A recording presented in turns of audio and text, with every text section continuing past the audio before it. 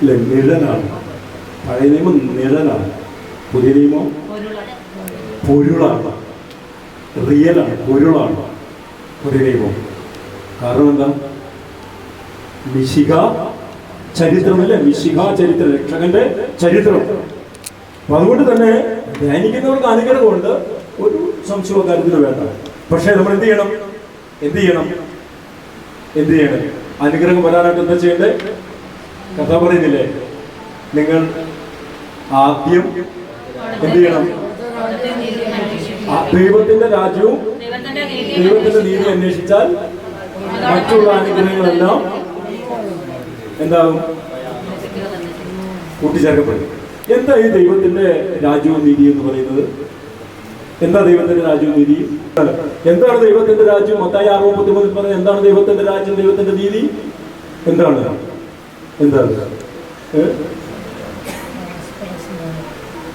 അതറിയണം നമ്മൾ. നമ്മളെ എന്ത് ലക്ഷ്യം വെച്ചാ ജീവിക്കുന്നത്? എന്ത് ലക്ഷ്യത്തോടെയാ നമ്മുടെ ജീവിതം മുമ്പോട്ട് കൊണ്ടുപോകുന്നത്? നമ്മൾ എന്താ ലക്ഷ്യം വെച്ചിരിക്കുന്നത്? ഈ ലോകത്തിന്റെ കുറച്ച് അല്ലേ നല്ല വീടൊക്കെ ഉണ്ടാക്കി, അത്യാവശ്യം തെറ്റില്ലാത്ത നല്ല വാഹനമൊക്കെ വാങ്ങിച്ചിങ്ങനെ ജീവിച്ച് തിന്ന് കുടിച്ച് കെട്ട് അടങ്ങി പോവാ, അതാണോ? പിന്നെ എന്താ നമ്മുടെ ലക്ഷ്യം? എന്താ? സ്വർഗരാജ്യമല്ലേ? അപ്പൊ നമ്മൾ ആയിരിക്കുന്ന ഇടോ ഈ രാജ്യം ഏതാ?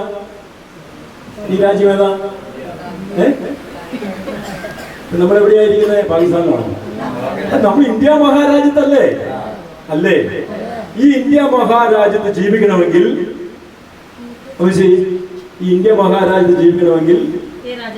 ഈ ഇന്ത്യ രാജ്യത്തിന്റെ റൂൾസും റെഗുലേഷൻസും ഒക്കെ നമ്മൾ പാലിക്കണം, അല്ലേ? പാലിക്കണ്ടേ? അല്ലെങ്കിൽ എന്ത് സംഭവിക്കും? ഇവിടെ നമ്മൾ വിചാരിക്കുന്നത് എന്താ? നീ ആദ്യം ദൈവത്തിന്റെ രാജ്യവും നീതി അന്വേഷിക്കുക എന്ന് പറയുമ്പോൾ നമ്മളെന്താ വിചാരിക്കുന്നത്? നമ്മളെന്താ വിചാരിക്കുന്നത്? ദൈവം പറഞ്ഞു ചെയ്യുന്നുണ്ടല്ലോ, അത്യാവശ്യം കൽപ്പനകളൊക്കെ ഇല്ലേ? പിന്നെ അത്യാവശ്യം കൽപ്പനകളൊക്കെ പാലിക്കുന്നുണ്ട്, കുഴപ്പമില്ല. ചെറിയ പോക്കത്തിലൊക്കെ ഉണ്ട്, അത് വേറെ ദിവസം. അപ്പൊ ഓക്കെ, അത് ചെയ്യുന്നുണ്ട്. പിന്നെ എല്ലാ ദിവസവും കുർബാനയ്ക്ക് പോകുന്നുണ്ട്, കുർബാന സ്വീകരിക്കുന്നുണ്ട്, ഭക്തികൃത്യങ്ങളുണ്ട്, ജവമാലയുണ്ട്, കർണകൊന്തയുണ്ട്. ഞാൻ ദൈവത്തിന്റെ രാജ്യവും നീതിയും അന്വേഷിക്കുന്ന ഒരു വ്യക്തിയാണ്. ഇതാണ് നമ്മിൽ പലരും അല്ല 99% ധരിച്ചു വെച്ചിരിക്കുന്ന കാര്യം. ഇതല്ല ദൈവത്തിന്റെ രാജ്യവും ദൈവത്തിന്റെ നീതിയും. കർത്താവ് ഒത്തിരി കാര്യങ്ങൾ പഠിപ്പിച്ചിട്ടുണ്ട്, അതിൽ 1-2 കാര്യങ്ങൾ മാത്രം നമ്മൾ നോക്കാം. ദൈവത്തിന്റെ രാജ്യം, ദൈവത്തിന്റെ നീതി. ഒരു കർണത്തടിക്കുന്നവന് മറുകരണം കാണിച്ചു കൊടുക്കുക. നമ്മൾ ഇവിടെയാണ് നമ്മൾ തിരിച്ചറിയുന്നത് ദൈവത്തിന്റെ നീതി, സ്വർഗരാജ്യത്തിന്റെ നീതി. ഒരു കർണത്തടിക്കുന്നവന് മറുകരണം കാണിച്ചു കൊടുക്കുക, അത് സ്വർഗരാജ്യത്തിന്റെ നീതി. ഇവിടുത്തെ നീതി എന്താ? തിരിച്ച് കൊടുക്കാൻ പറ്റില്ലെങ്കിൽ ഒരു കുത്ത എണീലും കൊടുക്കും, അല്ലേ? ഒരു തള്ളു എണീലും കൊടുക്കും, അല്ലെങ്കിൽ ഒരു ചവിട്ട എണീലും കൊടുക്കും. എന്താ ചുമ്മാ പോണ എന്റെ മേത്തേക്ക് കയറിയിട്ട് ഞാനത് കൊണ്ടുപോകാൻ.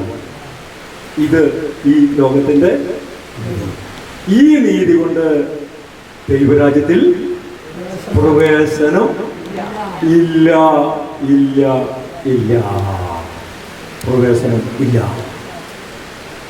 പ്രവേശനമില്ല.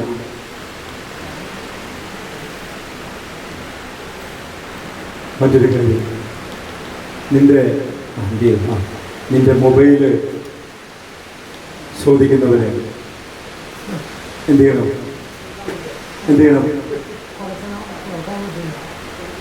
മൊബൈല് ചോദിക്കുന്നത് ഇതിന് ചാർജർ കൂടി കൊടുക്കണം. അതിന്റെ കർത്താവ് പറഞ്ഞേ, അല്ലേ? ഇത് ദൈവരാജ്യത്തിന്റെ നീതി. ഏത്? മൊബൈല് ചോദിക്കുന്നവന് മോനെ ഇന്ന് ചാർജർ കൊണ്ടുപോയിക്കോ, ഇല്ലേ? അതിന്റെ മറ്റൊരു വശം ഞാൻ പറയാം. നിന്നോട് ചോദിക്കുന്നവന് കൊടുക്കണം. കടം ചോദിക്കുന്നവനിൽ നിന്ന് ഒഴിഞ്ഞു മാറരുത്, ഒഴിഞ്ഞു മാറരുത്. അത് പെട്ടെന്ന് മനസ്സിലാൻ വേണ്ടിയാണ് ഞാൻ മൊബൈലിന്റെ എക്സാമ്പിൾ പറഞ്ഞത്. സ്വർഗരാജ്യത്തിന്റെ നീതി അല്ലേ? നീ കൊടുത്താലോ സ്വർഗരാജ്യത്തിന്റെ നീതി കൊടുത്താൽ പിന്നെ അവരോട് മിണ്ടിപ്പോയാൽ കത്തിക്കുത്തിലെ അവസാനിക്കുള്ളൂ. ഇല്ല റോയി, കത്തിക്കുത്തിലെ അവസാനിക്കുള്ളൂ. നിങ്ങൾ ശ്രദ്ധിക്കുന്നുണ്ടോ? കടം കൊടുത്തിട്ട് ചോദിച്ചു നോക്കി, ഏറ്റവും വലിയ ശത്രു അവരാവും. അനുഭവസ്ഥനായി പറയുന്നത്. ഒത്തിരി ആളുകള് ഇന്ന് എന്നോട് ശത്രുത വെച്ച് പുലർത്തുന്നത് ഞാൻ കടം കൊടുത്തതിന്റെ പേരിലാണ്. കടം കൊടുത്തതിന്റെ അല്ലാതെ കൊടുത്തതിന്റെ പേരിലാണ്.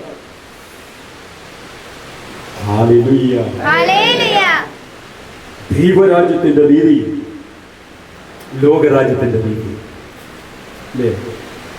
നമ്മൾ വരച്ച വരയിൽ നിർത്തി ഞാൻ അധ്വാനിച്ച കാശടാം, ചോര നീരാക്കിയ കാശടാം, അത് തന്നേ പറ്റൂ, കിട്ടിയേ പറ്റൂ. വരച്ച വരയിൽ നിങ്ങൾ മേടിക്കും. നിങ്ങൾ ആദ്യം ദൈവത്തിന്റെ രാജ്യവും ദൈവത്തിന്റെ നീതിയും അന്വേഷിക്കുക. അങ്ങനെയാണെങ്കിൽ ഈ സമയം വരെ ദൈവരാജ്യത്തിന്റെ നീതി അന്വേഷിച്ച വ്യക്തിയാണോ ഞാൻ? നിങ്ങൾ തൊട്ടടുത്ത നിമിഷം തട്ടിപ്പോയാൽ ആത്മാവ് എവിടെ പോകും? ആത്മാവിന്റെ അവസ്ഥ എന്തായിരിക്കും? വിശ്വസിക്കുന്നവന് എല്ലാം സാധിക്കും. വിശ്വസിക്കുന്നവന് ഇതാ ഇനി എന്റെ കൊടുത്തു ഞാൻ ചോദിക്കാതെ എനിക്ക് കിട്ടത്തില്ല. പക്ഷേ കർത്താവിൽ പൂർണ്ണമായിട്ട് നീ വിശ്വസിക്കുന്നവനാണെങ്കിൽ നിന്റെ ജീവിതത്തെ കർത്താവ് എടുത്ത് ഉയർത്തിക്കൊടുക്കും. അതിന്റെ 10 ഇരട്ടി തന്ന് കർത്താവ് നമ്മളെ അനുഗ്രഹിക്കും. Hallelujah, hallelujah, hallelujah. അതുകൊണ്ട് കർത്താവിന്റെ അനുഗ്രഹങ്ങൾക്ക് ഒന്നിനും ഒരു കുറവും ഉണ്ടാകത്തില്ല. ഒറ്റ കുറവും ഉണ്ടാകത്തില്ല. ഹല്ലേലൂയ, യേശുവേ നന്ദി, യേശുവേ സ്തുതി. കുറച്ച് പ്രാർത്ഥിക്കാനൊക്കെ ഉണ്ടല്ലേ, സമയം നോക്കി പോകുന്നു. ദൈവരാജ്യത്തിന് വേണ്ടിയാണ് നമ്മുടെ ജീവിതത്തിൽ നമ്മൾ ക്രമപ്പെടുത്തിയിരിക്കുന്നതെങ്കിൽ തീർച്ചയായിട്ടും ആ നീതി സ്വന്തമാക്കാൻ ഞാൻ നിങ്ങളെയും യജ്ഞിക്കേണ്ടിയിരിക്കണം.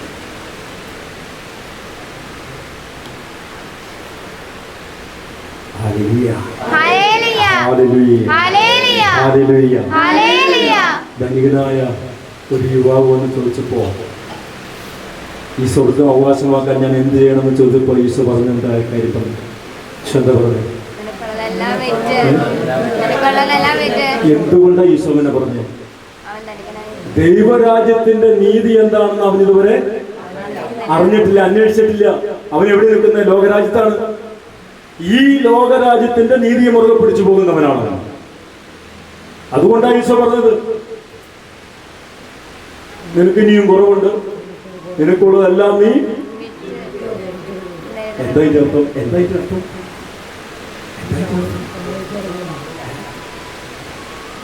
ഇനിയും നീ ദൈവരാജ്യത്തിന്റെ നീതിയിലേക്ക് മോനെ പ്രവേശിച്ചിട്ടില്ല. പ്രവേശിക്കണമെങ്കിൽ നീ നിന്നെ തന്നെ ശൂന്യവൽക്കരിക്കേണ്ടിയിരിക്കുന്നു. നീ ഒത്തിരി സമ്പാദിച്ചു, ഒത്തിരി സമ്പത്തിന്റെ ഉടയവനാണ് നീ. പക്ഷേ നീ കൊടുത്തതെല്ലാം ഒരു പക്ഷേ ഇരട്ടിയായോ 2 ഇരട്ടിയായോ 2% വരെ ആകാം അല്ലേ? 2% വരെ ആകാം പലിശ അല്ലേ? 5-10 വരെ മേടിക്കുന്നവരുണ്ട്. ദിവസവും രാവിലെ നാക്ക് നീട്ടി മേടിച്ച് തിന്നുന്നവരെ 5% മേടിക്കുന്ന ആളുകൾ എനിക്കറിയാം. ദിവസവും രാവിലെ പോയി നാക്ക് നീട്ടി അപ്പം മേടിച്ച് തിന്നുന്നുണ്ട്. അത് വെറും അപ്പമാണ്. കേട്ടോ, ലോകരാജ്യത്തിന്റെ രീതിയാണ്. ദൈവരാജ്യത്തിന്റെ രീതിയിലേക്ക് പ്രവേശിച്ചിട്ടില്ല. ഇങ്ങനെയൊക്കെ നോക്കിക്കഴിഞ്ഞാൽ ജീവിക്കാൻ പറ്റുമോ എന്ന് നമ്മൾ ചിന്തിക്കും. ജീവിക്കാൻ പറ്റും. വിശ്വസിക്കുന്നവനെല്ലാം സാധ്യമാണ്. ദൈവരാജ്യത്തിന്റെ നീതി തിരിച്ചറിയണമെങ്കിൽ നമ്മുടെ ആത്മീയ അന്ധത മാറണം. ആത്മീയ അന്ധത മാറണം. നമുക്ക് രണ്ടവസ്ഥ ഉണ്ട് കേട്ടോ, രണ്ട് സൈറ്റ് ഉണ്ട്. മനസ്സിലായോ? ആത്മീയ അന്ധത മാറുന്നില്ലെങ്കിൽ ഇൻസൈറ്റ് കിട്ടുന്നില്ല. ഈശോ ഒരന്ധനായ മനുഷ്യനെ, അതും ജന്മനാന്ധനായ മനുഷ്യനെ സുഖപ്പെടുത്തുന്നു അല്ലേ? യോഹന്നാന്റെ സുവിശേഷം ഇതിൽ 9-ാം അധ്യായത്തിലെ 9-ാം അധ്യായത്തിലല്ലേ? അതെ.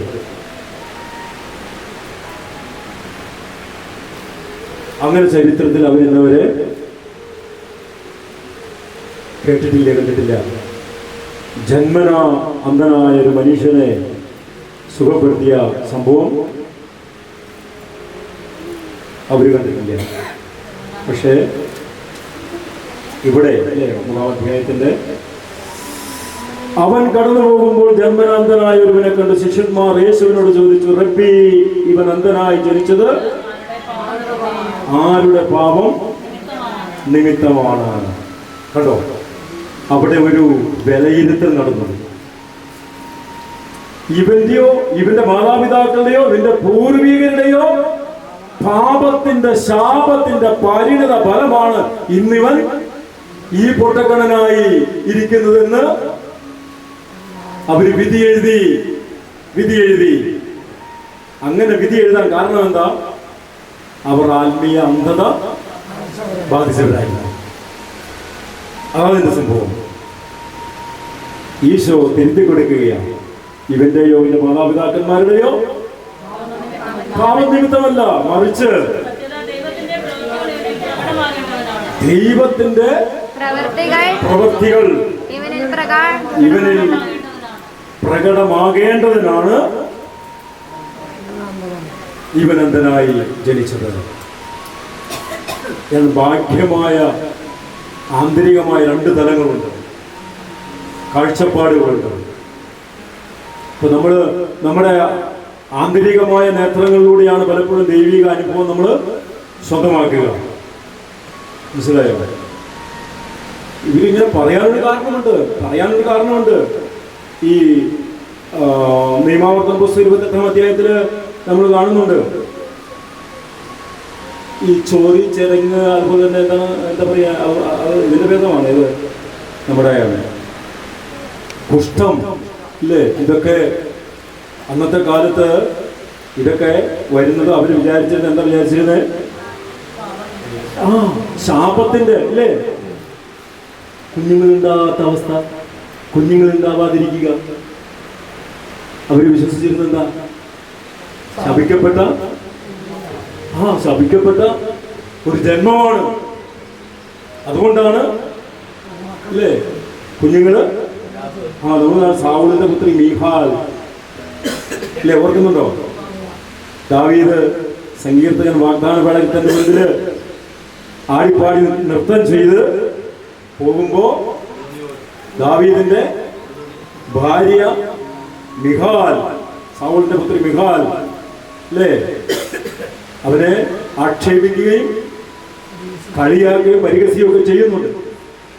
ആ ചെയ്തതിന്റെ അനന്തര ഫലമാണ് അവൾക്ക് കുഞ്ഞുങ്ങൾ ഉണ്ടാകാതെ പോയെന്നൊരു ധ്വനി ഉണ്ടായിരുന്നു. ഇത് ശാപം കിട്ടി എന്ന് പറഞ്ഞുകൊണ്ട് ഇവരെ കളിയാക്കി. അതല്ല സത്യത്തില് ശാപവും പാപമൊന്നുമല്ല, അതൊന്നുമല്ല ഇതിന്റെ കാര്യങ്ങൾ. പിന്നെ എന്തിനു വേണ്ടിയാണ് ദൈവത്തിന്റെ പ്രവൃത്തി? 30-ാമത്തെ വചനം ഒന്ന് വായിച്ചു മോനെ, 9:30 വായിച്ചേ. അവൻ മറുപടി പറഞ്ഞു, ഇത് വിചിത്രമായിരിക്കുന്നു. അവൻ എവിടെ നിന്നാണെന്ന് നിങ്ങൾ അറിയുന്നില്ല, എന്നാൽ അവൻ എൻ്റെ കണ്ണുകൾ തുറന്നു. രണ്ടാമത്തെ കാര്യം, ഒന്ന്, ദൈവത്തിന്റെ മഹാപ്രവൃത്തികൾ ഇവനിൽ പ്രകടമാകേണ്ടതിനാണെന്ന് യേശു ഇവനെ നോക്കി പറയുമ്പോ, രണ്ടാമത്തെ തലം വരുന്ന അവനിൽ നിന്ന് വലിയൊരു സാക്ഷ്യത്തിന്റെ അനുഭവം വരികയാണ്, സാക്ഷ്യപ്പെടുത്തുകയാണ്. അതാണ് 30-ാമത്തെ വാക്യത്തിൽ എന്താ പറയുന്നത്? എന്നാൽ അവൻ എന്റെ കണ്ണുകൾ തുറന്നു. അവൻ ഇത് ചെയ്തു, യേശു ഇത് ചെയ്തു, യേശു എന്നെ സുഖപ്പെടുത്തി, യേശു എന്നെ വിടുവിച്ചു. Hallelujah, hallelujah, hallelujah, hallelujah, hallelujah. എന്തിനു വേണ്ടിയാണ്? എന്തിനു വേണ്ടിയാണ്? പലപ്പോഴും നമ്മുടെ ദുഃഖങ്ങളും വേദനകളും തകർച്ചകളും രോഗങ്ങളും ഒക്കെ പലരും പല രീതിയിൽ വ്യാഖ്യാനിക്കും. അല്ലേ? നിന്റെ പിടിപ്പുകേടാണ്, നിന്റെ കയ്യിലിരിപ്പാണ്, അല്ലേ? നിന്റെ അപ്പൻ അങ്ങനെ നടന്നുകൊണ്ടാണ്, നീ അങ്ങനെ ജീവിച്ചതുകൊണ്ടാണ് എന്നൊക്കെ പറഞ്ഞു. പക്ഷേ രണ്ട് കാര്യങ്ങളാണ് ദൈവം പറയുക. രണ്ട് കാര്യങ്ങൾ. ഒന്ന്, ദൈവത്തിന്റെ മഹാപ്രവർത്തികൾ, അത്ഭുതങ്ങൾ ഇതിലൂടെ കാണണം, സംഭവിക്കണം. രണ്ട്, ഇതിനെ പ്രതി അവൻ സാക്ഷ്യം വഹിക്കണം, സാക്ഷിയായി തീരണം. Hallelujah, hallelujah. ഇത് വിശ്വാസത്തിന്റെ തലത്തിലെടുക്കുന്നവർക്ക് മാത്രമേ അത് ഉൾക്കൊള്ളാൻ പറ്റുള്ളൂ. ദൈവരാജ്യത്തിന്റെ നീതി അത് വിശ്വാസത്തിന്റെ തലത്തില് അങ്ങേയറ്റം വളർന്നവർക്ക് മാത്രമേ മനസ്സിലാവുള്ളൂ. കൃപ ലഭിച്ചവർക്ക് മാത്രം മനസ്സിലാകും, അല്ലാത്തവർക്ക് മനസ്സിലാകത്തില്ല. ഞാൻ അധ്വാനിച്ചത് എൻ്റെ അല്ലേ, എൻ്റെ അപ്പൻ തന്നത് എൻ്റെ അപ്പൻ്റെ വകയായിട്ടുള്ളത് എൻ്റെ, ഞാൻ അധ്വാനിച്ചത് എൻ്റെ. അല്ലാത്തവർക്ക് അത് മനസ്സിലാകത്തില്ല. Hallelujah, hallelujah. യേശുവേ നന്ദി, യേശുവേ സ്തുതി, യേശുവേ നന്ദി, യേശുവേ സ്തുതി. അല്ലേ? ഒരു കാര്യം കൂടെ പറഞ്ഞു അവസാനിപ്പിക്കാം. യേശു വന്നു കഴിയുമ്പോൾ യേശുവിൻ്റെ ജന്മവുമായി ബന്ധപ്പെട്ട് യേശുപ്രവാചകൻ പറയേണ്ട അന്ധരുടെ കണ്ണുകൾ തുറക്കപ്പെടും. അല്ലേ? അന്ധരുടെ കണ്ണുകൾ തുറക്കപ്പെടും.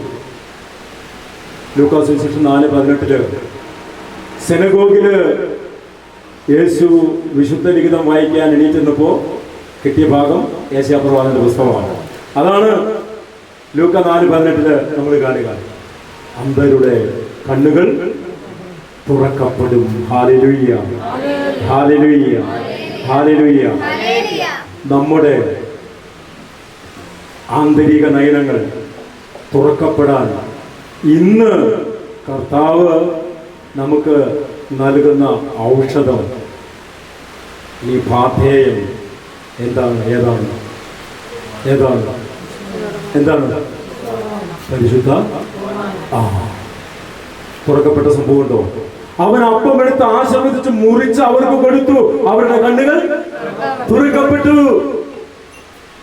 ലൂക്ക 24 അല്ലേ, 30-31 എമ്മാവുസിലേക്ക് പോയ ശിഷ്യന്മാര്, ഭാര്യ ഭർത്താവുമാണെന്നാണ് ദാനിയേൽ പറയുന്നത്. പക്ഷെ ഭാര്യ ഭർത്താവിനെ കൂട്ടി ശിഷ്യന്മാർക്ക് പറയാൻ പറ്റുമോ? ശിഷ്യന്മാർ എന്നാ കൃത്യമായിട്ട് പറഞ്ഞിരിക്കുന്നത്. എനിക്ക് മനസ്സിലായി, ഞാൻ യോജിക്കുന്നില്ല എന്നോട്. ശിഷ്യന്മാർ എന്ന് പറയുമ്പോ രണ്ടാണുങ്ങളല്ലേ? ഇല്ലേ? ഭാര്യ ഭർത്താവ് പോകുമ്പോ ശിഷ്യ എന്ന് പറഞ്ഞ കാര്യം, ഭാര്യ ഭർത്താവ് ക്ലെയോപ്പാസും അദ്ദേഹത്തിന്റെ ഭാര്യയും, ഇല്ലേ? അങ്ങനെയല്ലേ പറയണ്ടേ? അബ്രാഹത്തിന്റെ ഭാര്യ സാറ, ഇല്ലേ? ഇങ്ങനെ പറയേണ്ടത് ശരിക്ക്. ശിഷ്യന്മാർ എന്ന് പറയുന്നതോട് എനിക്ക് യോജിപ്പില്ല. അതെന്തോ ആകട്ടെ, അത് നമ്മുടെ വിഷയമല്ല. എന്തായാലും ഇത് സംഭവിച്ചു. ഏത് സംഭവിച്ചു? അപ്പമെടുത്ത് ആശീർവദിച്ച്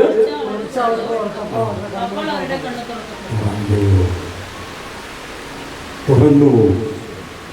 അപ്പം മുറിച്ചു വിളമ്പി അപ്പത്തിലേക്ക് മടങ്ങി, അപ്പത്തിൻ രൂപത്തിൽ അദർശനായി. അവനെങ്ങോട്ട് പോയി?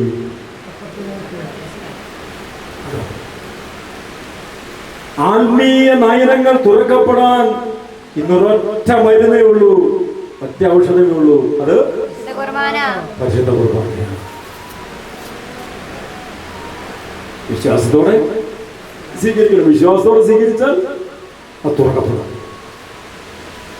Hallelujah, hallelujah, hallelujah, hallelujah, hallelujah. യേശുവേ നന്ദി, യേശുവേ സ്തുതി. ഈ നിയമജ്ഞരും ഫരിസേയരും പ്രധാന പുരോഹിതന്മാരും, ഈ 3 വകുപ്പുകൾ എപ്പോഴും യേശുവിന് എഗനിസ്റ്റായില്ല. ഈ 3 വർഗങ്ങൾ മനസ്സിലായി. ഈ 3 വർഗങ്ങൾ കൂടിയിട്ടാണ് ഈ തല്ലിക്കൊന്ന് കെട്ടിത്തൂക്കാൻ പദ്ധതികളെല്ലാം ആവിഷ്കരിച്ചത്. അതുകൊണ്ട് ഈ 9-ാം അധ്യായത്തിൽ യേശു ഇതൊക്കെ ചെയ്തിട്ട് ഈ കാഴ്ച കിട്ടിയവനോട് ഈ ഫരിസേയരും നിയമജ്ഞരും വന്ന് ചോദിക്കാതെ മാക്സിമം ചോദിക്കുന്നുണ്ട്. നിനക്ക് ഇതെങ്ങനെ കിട്ടി, ഇതെങ്ങനെ സംഭവിച്ചു, അല്ലേ, എങ്ങനെ സംഭവിച്ചു? അവസാനം അവരുള്ള കാര്യങ്ങളും സത്യങ്ങളും ഒക്കെ പറഞ്ഞു. എന്നിട്ട് അവസാനം 30 ഇത്രയും പറഞ്ഞു കഴിഞ്ഞപ്പോ അന്ധനായി പിറന്ന ഒരു മനുഷ്യന്റെ കണ്ണ് ആരും തുറന്നായി ലോകാരംഭം മുതൽ ഇന്നോളം കേട്ടിട്ടില്ല. ഈ മനുഷ്യൻ ദൈവത്തിൽ നിന്നുള്ളവനല്ലെങ്കിൽ ഒന്നും ചെയ്യാൻ അവന് കഴിയുമായിരുന്നില്ല. അപ്പോൾ അവർ പറഞ്ഞു, ആര് പറഞ്ഞു? ഈ ഫരിസേയരും നിയമജ്ഞരും ഈ പൊട്ടക്കണ്ണൻ ഈ കാഴ്ച കിട്ടിയ മനുഷ്യനോട്, തികച്ചും പാപത്തിൽ പിറന്ന നീ ഞങ്ങളെ പഠിപ്പിക്കുന്നുവോ? അവർ അവനെ പുറത്താക്കി. Hallelujah, hallelujah. അവർ അവനെ പുറത്താക്കി. ആര് പുറത്താക്കി? ഫരിസേയരും നിയമജ്ഞരും. എന്നിട്ട് 10-ാമത്തെ അധ്യായം, ഈ 9 കഴിഞ്ഞ് 10-ാമത്തെ അധ്യായത്തിലേക്ക് എടുക്കുമ്പോൾ ഈശോ വളരെ എന്താ പറയുന്നത്, നന്നായിട്ടൊരു കുത്തു കൊടുക്കുന്നുണ്ട് മാർക്ക്. യോഹന്നാൻ 10-ന്റെ 7-8. യോഹന്നാൻ 10-8 കർത്താവ് പറയും, എനിക്ക് മുമ്പേ വന്നവരെല്ലാം കള്ളന്മാരും കവർച്ചക്കാരും ആയിരുന്നു. ഒന്നോടെ വായിച്ച്, എനിക്ക് മുമ്പേ വന്നവരെല്ലാം. ആരാ? യേശുവിന് മുമ്പേ വന്നവരാരായിരുന്നു? ദൈവരാജ്യത്തിന് വേണ്ടി നിലനിന്നവരല്ലേ ഇവരൊക്കെ? നിയമജ്ഞരും ഫരിസേയരും ഈ പ്രധാന പുരോഹിതന്മാരും. അവരെ നോക്കി വിളിക്കുകയാണ് കർത്താവ്, എനിക്ക് മുമ്പേ. നമ്മുടെ കർത്താവ് എത്ര ബുദ്ധിമാനാ നോക്കി. എനിക്ക് മുമ്പേ വന്നവരെല്ലാം കള്ളന്മാരും ദൈവരാജ്യത്തിന് വേണ്ടിയല്ല അവർ നിന്നത്. സ്വന്തം താല്പര്യങ്ങൾക്ക് വേണ്ടി അവരുടേതായിട്ടുള്ള ഒരു നിയമസംഹിതയൊക്കെ ഉണ്ടാക്കി അതിനകത്തേക്ക് ജനത്തെ വളച്ചുകൂട്ടി ചവിട്ടി ഓടിച്ച് വെച്ച് അവരുടെ നിയമങ്ങൾ പ്രാബല്യത്തിലാക്കി അവർ പറയുന്നത് മാത്രം ശരി. ഇങ്ങനൊരു നിയമം അവരുണ്ടാക്കി. ഈശോ അവരെ നോക്കി പറയുകയാണ്, എനിക്ക് മുമ്പേ വന്നവരല്ല. മറ്റൊന്നും കൂടിയുണ്ട്. എന്റെ പ്രബോധനങ്ങൾക്ക് നിരക്കാത്ത, എന്റെ പഠനങ്ങൾക്ക് നിരക്കാത്ത, എന്റെ വചനത്തിന് നിരക്കാത്ത എന്തെങ്കിലും കാര്യങ്ങൾ പഠിപ്പിക്കുന്നവർ, അവരെ ഇതിനകത്ത് പെടുത്താം. എനിക്ക് മുമ്പേ വന്നവരെല്ലാം കള്ളന്മാരും കവർച്ചക്കാരും ആയിരുന്നു. Hallelujah, hallelujah. ഇത്ര മതി, ഇന്ന് പുഴുങ്ങി തുടങ്ങിയ എല്ലാവരും മതി. ഓക്കെ, മനസ്സിലായി. ഇതാകെ നെടുവീതിക്കൊള്ളുകയാണ്. അതാണ് നമുക്ക് എന്താ പറയുന്നത്, നമ്മുടെ ഒരു കംഫർട്ടബിളായിട്ടുള്ള സീറ്റിങ്ങും കാര്യങ്ങളും അല്ലെങ്കിൽ നമുക്ക് വചനം കേൾക്കാനും സ്തുതിക്കാനും ആരാധിക്കാനും ഒക്കെ ഒത്തിരി അല്ലേ അസ്വസ്ഥതയുണ്ടാകും. ആരോഗ്യ ഏതായാലും കഴിഞ്ഞ വെള്ളിയാഴ്ച ഇങ്ങനെ പ്രശ്നമില്ലായിരുന്നു. വെള്ളിയാഴ്ചയാണ് ഏറ്റവും ഈ പ്രശ്നമായിരിക്കുന്നത്. ഓക്കെ, ഇനിയിപ്പോൾ അടുത്ത വെള്ളിയാഴ്ച ആയിട്ട് പിന്നത്തെ ഞായറാഴ്ചയുള്ളൂ അല്ലേ? അടുത്ത വെള്ളിയാഴ്ച പുള്ളിയാണെന്നില്ല. പിന്നെ 12-ാം തീയതി ഞായറാഴ്ച ബെഞ്ചിൻ്റെ വീട്ടിൽ പൊന്നാശ്ശേരിയിലാണ് ഞായറാഴ്ച നടക്കുന്നത്. അപ്പോഴത്തേനും അല്ലേ അവിടെ ഏകദേശം ഒരു നാച്ചുറൽ AC ഒക്കെ വെച്ച് പിടിപ്പിച്ചിട്ടുണ്ട്. കുഴപ്പമില്ല, ഉറച്ചുകൂടുന്നുണ്ടാവില്ല. ഓക്കെ, അപ്പോൾ നമുക്ക് അവസാനിപ്പിക്കാം. എന്ത് ചിന്തയോടെ അവസാനിപ്പിക്കണ്ടേ? എന്ത് ചിന്തയോടെ അവസാനിപ്പിക്കണ്ടേ? ദൈവരാജ്യത്തിന് വേണ്ടി ഞാൻ നിലകൊള്ളണമെങ്കിൽ ദൈവരാജ്യത്തിൻ്റെ നിയമങ്ങളും ചട്ടങ്ങളും നീതിയും ഞാൻ അക്കമിട്ട് പാലിക്കേണ്ട വ്യക്തിയാണ്. പാലിച്ചാൽ മാത്രമേ എനിക്ക് ദൈവരാജ്യത്തിൽ പ്രവേശനം. അതുകൊണ്ടാണ് പറഞ്ഞത് ഇതിനകത്തേക്ക് ഒത്തിരി ആൾക്കാർ കയറത്തില്ല കേട്ടോ. നമ്മൾ വിചാരിക്കുന്നത് ദൈവരാജ്യത്തിലേക്ക് ഒത്തിരി ആളുകൾ കയറത്തില്ല. നിങ്ങൾ ചിന്തിച്ചു നോക്കി, ഈ പറഞ്ഞ സംഭവം, ഈ ദൈവരാജ്യത്തിന്റെ നിയമം, ഒരു നിയമം എങ്കിലും ഇതേവരെ പാലിക്കാൻ എനിക്കോ നിങ്ങൾക്ക് കഴിഞ്ഞിട്ടുണ്ടോ? കഴിഞ്ഞിട്ടുണ്ടോ? ആത്മാർത്ഥമായിട്ട് ചിന്തിക്കുക, കഴിഞ്ഞിട്ടുണ്ടോ? പിന്നെ എങ്ങനെ കയറും? ആ, ഒരു ഓപ്ഷനുണ്ട്. എന്ത്? അല്ല, വേറൊരു ഓപ്ഷൻ ഉണ്ട്. കത്തോലിക്ക സഭയിൽ ഒരു ഓപ്ഷൻ ഉണ്ട്. ശുദ്ധീകരണ സ്ഥലം. യാക്കോബ സഭയിൽ അങ്ങനെ ഉണ്ടോ? ഉണ്ടല്ലോ, ഇല്ലേ? ആകെപ്പാടെ 3-4 കത്തോലിക്കുള്ളൂ, ബാക്കിയൊക്കെ യാക്കോബാണ്. ഇല്ലേ? ശുദ്ധീകരണ സ്ഥലം ഉണ്ടല്ലോ യാക്കോബ സഭയില്ലേ? ഇല്ലേ? അതിന് വേറെ എന്താ പറയുന്നത്? ശുദ്ധീകരണ സ്ഥലം തന്നെയാണോ? സിജി പറയുന്നത് ശുദ്ധീകരണ സ്ഥലം തന്നെയാ എന്താ പറയുന്നത്? നമ്മൾ എവിടെ കിടക്കുന്നത് ഉണ്ടോ? എവിടെയാണ് കണ്ടുപിടിച്ചിട്ട് പറഞ്ഞു തന്നെ? കണ്ടുപിടിച്ചിട്ട് പറഞ്ഞാൽ മതി. ഇപ്പോൾ കണ്ടുപിടിച്ചിട്ട് പറഞ്ഞാൽ ഓക്കെ. അപ്പോ അങ്ങനെ ഒരു ഓപ്ഷൻ ഉള്ളത് കൊണ്ട് നമുക്ക് ആശ്വസിക്കാം അല്ലേ? എന്നാലും പൂർവ്വപിതാവ് പറയുന്നുണ്ട്, മോനെ, ഞങ്ങൾക്കും നിങ്ങൾക്കും മധ്യേ വലിയൊരു ഗർഭം സ്ഥാപിക്കപ്പെട്ടിരിക്കുന്നു. അതുകൊണ്ട് ഇവിടെ നിന്ന് അങ്ങോട്ടോ അവിടെ നിന്ന് ഇങ്ങോട്ടോ വീണ്ടും കൺഫ്യൂഷനായി. ഈ ക്ലാസ് കൂടെ നിൽക്കത്തില്ല, വീണ്ടും കൺഫ്യൂഷനായി. വരാൻ പറ്റത്തില്ല. പിന്നൊരാശ്വാസം, ജെസിജി പറഞ്ഞ പിന്നൊരാശ്വാസം, കർത്താവിന്റെ കൃപയാൽ, കർത്താവിന്റെ കൃപയാൽ, കരുണയാൽ.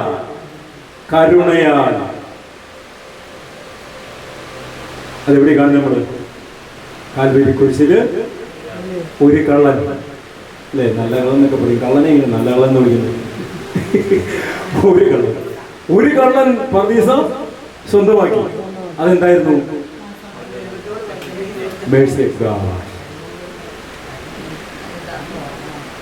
അത് നമുക്ക് സ്വന്തമാക്കാൻ പറ്റിയാൽ, അവൻ സ്വന്തമാക്കിയത് ആ ലാസ്റ്റ് ടൈം അവൻ ചങ്കു പൊട്ടി അനുദപിച്ചു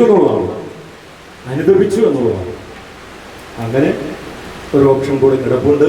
അതുകൊണ്ട് നമുക്ക് ആശ്വസിക്കാം, അല്ലേ? എങ്കിലും ഒരു വചനം കൂടെ. ഈ ധനികൻ ഒരു കാര്യം പറഞ്ഞു, വെള്ളമൊന്നും എനിക്ക് തരണ്ട, എന്നെപ്പോലെ ഒരു 5 ഭൂമിയിൽ വേറെ ഉണ്ട്, അവർ ഈ സ്ഥലത്ത് വരാതിരിക്കേണ്ടതിന് ഈ പാവപ്പെട്ട ലാസറിനെ ഒന്ന് അങ്ങോട്ട് അയക്കണമേ. പൂർവ്വപിതാവ് അബ്രാഹാം പറഞ്ഞു, അവർക്ക് മോശയും പ്രവാചകന്മാരും ഇതാണ്, അവർക്ക് ഇതുണ്ട്. തീർന്നു, അവിടെയും തീർന്നു. പഠിക്കട്ടെ, എങ്ങനെ നമ്മൾ എത്തിപ്പെടും? ഷാജി, ഒരു രീതിയിലും മുമ്പോട്ട് പോകത്തില്ല. ദൈവരാജ്യത്തിന്റെ നിയമങ്ങൾ നീ അനുസരിച്ച് പറ്റൂ എന്നാണ് ഇതിലൂടെയൊക്കെ കർത്താവ് പറയാതെ പറയുന്നത്, പ്രതിപാദിക്കുന്നത്. ഇവിടെ മക്കളെ, കഴിയുന്ന വിധത്തിലല്ല ഞാൻ പറഞ്ഞു. കർത്താവിന്റെ കരുണ അത് മനുഷ്യന്റെ കാഴ്ചകൾക്കപ്പുറമാണ്. നമുക്ക് പറ്റുന്നിടത്തോളം, കഴിയുന്നിടത്തോളം ഇതിനുവേണ്ടി നമ്മൾ പരിശ്രമിക്കുക. നമ്മുടെ ഭാഗത്ത് ചെയ്യാൻ പറ്റുന്നത് ഇതിനുവേണ്ടി ഹാർഡ് വർക്ക് ചെയ്യുക. പോലീസിലെ പറഞ്ഞില്ലേ, ഇത് സ്വന്തമാക്കിയെന്ന് ഞാൻ അവകാശപ്പെടുന്നില്ല, പക്ഷെ ഞാൻ കഠിനമായി ഇതിനു വേണ്ടി അധ്വാനിക്കുകയാണ്. നമ്മൾ അധ്വാനിച്ചു കൊണ്ടിരിക്കുകയാണ്. ഹല്ലേലൂയ. ചാടിയണിക്കാം. ഓക്കെ, പാകപ്പാടെ പ്രശ്നമായിപ്പോ.